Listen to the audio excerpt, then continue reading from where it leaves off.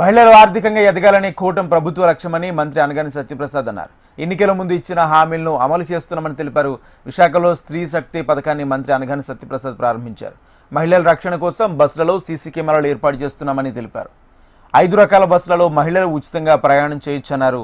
ఆర్థిక భారం ఉన్నా కూడా ఈ పథకాన్ని అమలు చేయడం సంతోషంగా ఉందని మంత్రి అనగాని సత్యప్రసాద్ పేర్కొన్నారు.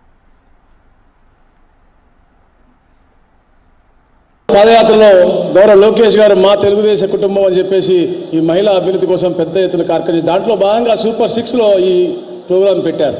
ఈరోజు సూపర్ 6 కాదు సూపర్ 12 మేము చేస్తూ ఉన్నాం. కానీ కంపల్సరీగా ఏదైతే మహిళలకి చాలా అద్భుతంగా పనిచేసే కార్యక్రమం తప్పకుండా చేయాలని చెప్పేసి తప్పదంపై ఉన్నామో, ఎంత ఖర్చు అయినా 1942 కోట్ల రూపాయలు ఖర్చు అవుతుంది. అయినప్పటికీ కూడా వేరే విధంగా వెల్త్ క్రియేట్ చేద్దాం, కానీ ఎక్కడ కూడా మనం వెనకడుగు వేయకూడదన్న లక్ష్యంతో ఈ కార్యక్రమాన్ని ఈ రోజున ఆగస్టు 15న స్టార్ట్ చేయడం జరిగింది. అయితే దాదాపుగా 74% బస్సులు ఏదైతే పల్లె వెలుగు ఉన్నాయో, అల్ట్రా పల్లె వెలుగు ఉన్నాయో, ఎక్స్ప్రెస్ ఉందో, మెట్రో ఎక్స్ప్రెస్ ఉందో, అలాగే ఇంకో కేటగిరీ సిటీ ఆర్డినరీ, ఈ 5 కేటగిరీ కూడా ఉచితంగా సామాన్యంగా ఏదో ఒక గవర్నమెంట్ ఐడి ఉంటే చాలు, ఎక్కడ కావాలంటే అక్కడికి వెళ్ళొచ్చు.